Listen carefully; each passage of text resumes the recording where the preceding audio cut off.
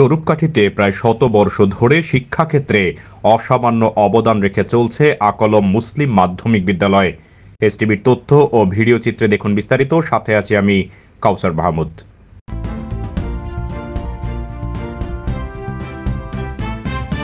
পিরোজপুর জেলার নেসারাবাদ উপজেলার মধ্যে মাধ্যমিক স্কুল পর্যায়ে যে কয়টি ঐতিহ্যবাহী শিক্ষা প্রতিষ্ঠান রয়েছে এবং শিক্ষাক্ষেত্রে অসামান্য অবদান রেখে চলছে, তার মধ্যে অন্যতম শিক্ষা প্রতিষ্ঠান হল আকলম মুসলিম মাধ্যমিক বিদ্যালয়। ১৯৩০ সালে বিদ্যালয়টি প্রতিষ্ঠিত হয়। স্কুলটি প্রতিষ্ঠায় যে কয়জন গুণীজন অবদান রেখেছেন তাদের মধ্যে অন্যতম প্রতিষ্ঠাতা ছিলেন আলহাস দলিলুর রহমান, আলহাস খলিলুর রহমান, আলহাস আব্দুর রহমান, আলহাস জিন্নাত আলী, আলহাস তুজম্বর আলী এবং কাজী মোজাহার আলী। তাদের অক্লান্ত পরিশ্রমের ফলেই বিদ্যালয়টি এ পর্যন্ত এসে পৌঁছেছে। তাদের কথা বর্তমান প্রজন্ম আজও বিনয়ের সাথে স্মরণ করেন।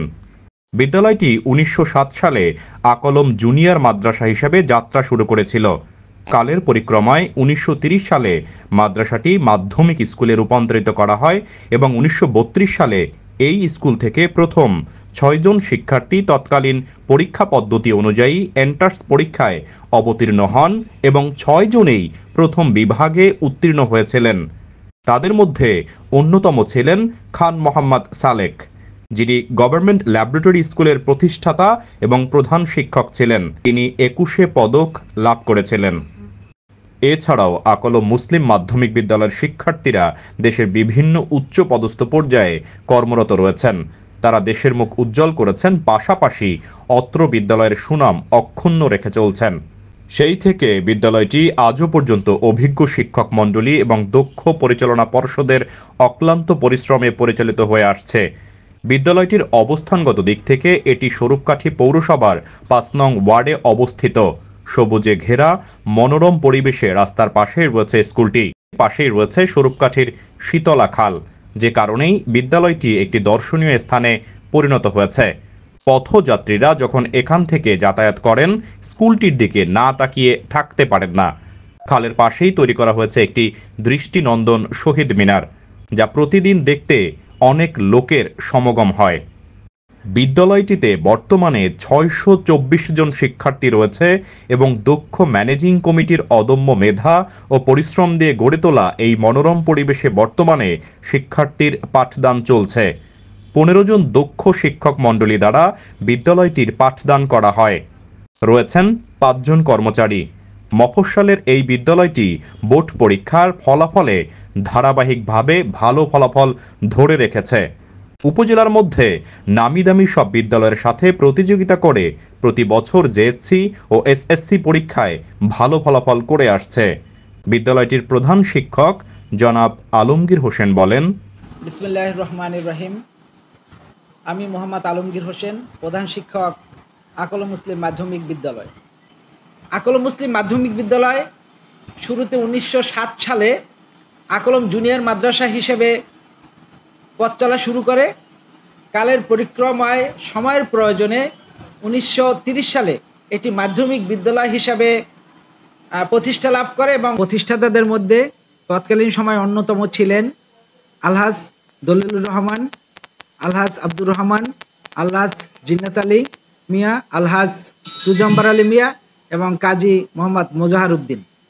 তাদের অক্লান্ত পরিশ্রম এবং তার সাথে আরও অন্যান্য যারা শিক্ষানুরাগী ছিলেন, তাদের অক্লান্ত পরিশ্রমে যে স্কুল প্রতিষ্ঠিত হয়েছিল, তাই আজকের আকলম মুসলিম মাধ্যমিক বিদ্যালয় বর্তমানে এই রূপ লাভ করেছে।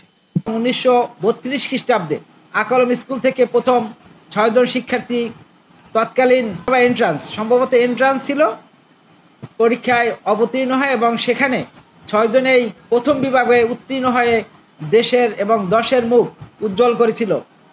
তাদের নাম শ্রদ্ধার সঙ্গে স্মরণ করতে হয় যে খান মোহাম্মদ সালেক গভ ল্যাবরেটরি স্কুলের প্রতিষ্ঠাতা প্রধান শিক্ষক ছিলেন, যিনি ২১ পদক প্রাপ্ত ছিলেন।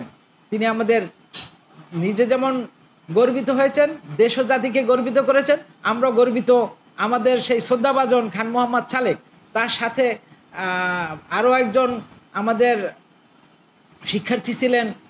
তারা বিভিন্ন ৬ জনের মধ্যে আর যে ৫ জন ছিলেন, তারাও বিভিন্ন পর্যায়ে দেশের চাকরি করেছেন এবং দেশ সেবা করেছেন। এভাবে চলতে চলতে প্রতি বছরে শিক্ষার্থীরা এখনও বর্তমান বাংলাদেশের বিভিন্ন সেক্টরে কর্মরত আছেন এবং দেশ সেবা করে যাচ্ছেন। আমি 2016 সালের 1 আগস্ট থেকে অত্র বিদ্যালয়ে প্রধান শিক্ষক হিসেবে যোগদান করি। অদ্যাবধি সততা ও নিষ্ঠার সাথে দায়িত্ব পালন করে আসছি এবং স্কুলের লেখাপড়ার মান উন্নয়নের জন্য আমার সহকর্মী শিক্ষক মণ্ডলী, আমার পরিচালনা পরিষদের বিভিন্ন মেয়াদের সদস্যবৃন্দ, তাদের অক্লান্ত পরিশ্রমে আমরা বিদ্যালয়ে লেখাপড়ার মান উন্নয়নের জন্য চেষ্টা করে যাচ্ছি, যার ফলশ্রুতিতে প্রতি বছরেই আমাদের আশানুরূপ রেজাল্ট হয় এবং আমরা গর্বিত। প্রতি বছরেই আমাদের স্কুল থেকে যে সকল শিক্ষার্থী পাশ করে বের হয় তারা দেশের বিভিন্ন কলেজে পড়াশোনা করে উচ্চশিক্ষার ক্ষেত্রে বাংলাদেশের সর্বোচ্চ শিক্ষা প্রতিষ্ঠান ঢাকা বিশ্ববিদ্যালয়, এরপর দেশের শাহজালাল বিজ্ঞান ও প্রযুক্তি বিশ্ববিদ্যালয়, পটুয়াখালী বিজ্ঞান ও প্রযুক্তি বিশ্ববিদ্যালয়, বিভিন্ন মেডিকেল কলেজ, বিশেষ করে শেরেবাংলা মেডিকেল কলেজে বর্তমানে আমার একজন শিক্ষার্থী পাশ করে বের হয়েছে এবং একজন শেরেবাংলা মেডিকেল কলেজে অধ্যয়নরত 2য় বর্ষের, আর গেল বছরও আমার একজন শিক্ষার্থী সুযোগ পেয়েছে, সে মানিকগঞ্জ সরকারি মেডিকেল কলেজে অধ্যয়নরত। তো এভাবে প্রতি বছরেই আমাদের প্রচেষ্টা, গার্ডিয়ানদের নিরলস পরিশ্রম এবং শিক্ষার্থীদের পরিশ্রমের ফসল আমাদের এই লেখাপড়ার মান উন্নয়ন। আমরা সেটা সার্বক্ষণিকভাবে চেষ্টা করে যাচ্ছি। আমার প্রত্যাশা আগামীতেও আমরা একটা সুন্দর বাংলাদেশ বিনির্মাণে আমাদের শিক্ষার্থীরা অবদান রাখবে। আমি 1990 সালের এসএসসি পরীক্ষার্থী ছিলাম আকল মুসলিম মাধ্যমিক বিদ্যালয়ের। আমার ব্যাচের প্রথম ফার্স্ট বয় জনাব আলহাজ হাফিজ আল আসাদ বর্তমানে বাংলাদেশ বিশেষ কর কমিশনার হিসাবে বাংলাদেশ কর একাডেমির পরিচালক হিসাবে কর্মরত আছেন। আমার ব্যাচের যে 2য় ছাত্র ছিলেন জনাব আব্দুর রাজ্জাক, সে মণিপুর স্কুল অ্যান্ড কলেজের ইংরেজি শিক্ষক হিসেবে কর্মরত। আমি 3য় স্টুডেন্ট ছিলাম, থার্ড বয় ছিলাম। আমি বর্তমানে আকল মুসলিম মাধ্যমিক বিদ্যালয়ের প্রধান শিক্ষক হিসেবে কর্মরত। তো আকল মুসলিম মাধ্যমিক বিদ্যালয় থেকে অনেক অনেক গুণী শিক্ষার্থীরা বের হয়েছেন, তারা দেশ সেবা করে যাচ্ছেন। আগামীতে ইনশাল্লাহ দেশের কল্যাণে আমাদের শিক্ষার্থীরা যারা পড়াশোনা করছেন তারা ভালো রেজাল্ট করে নিজের মুখ উজ্জ্বল করবেন, দশের মুখ উজ্জ্বল করবেন এবং দেশের মুখ উজ্জ্বল করবেন। দেশকে এগিয়ে নেওয়ার জন্য সর্বতোভাবে তারা পরিশ্রম করবেন, এই প্রত্যাশা রাখছি। ধন্যবাদ সবাইকে। আসসালামু আলাইকুম ওয়া রাহমাতুল্লাহ। স্কুলে আমি যখন যোগদান করি এখানে 2016 খ্রিস্টাব্দের 1 আগস্ট, তখন শিক্ষার্থী সংখ্যা ছিল 525 জন। আলহামদুলিল্লাহ বর্তমানে আমার স্কুলে এখন 624 জন শিক্ষার্থী পড়াশোনা করছে। লেখাপড়ার মান মোটামুটি ভালো, কিন্তু আমার একটু সমস্যা আছে, আবাসন সমস্যা, বসার সমস্যা।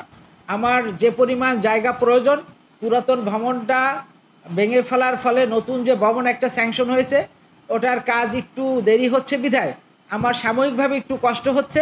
ভবনের কাজটা দ্রুত শেষ হয়ে গেলে ইনশাল্লাহ আমাদের এই সমস্যাটাও কেটে যাবে, আমরা ছাত্রছাত্রীদের আরও সুষ্ঠু সুন্দর পরিবেশ দিতে সক্ষম হব।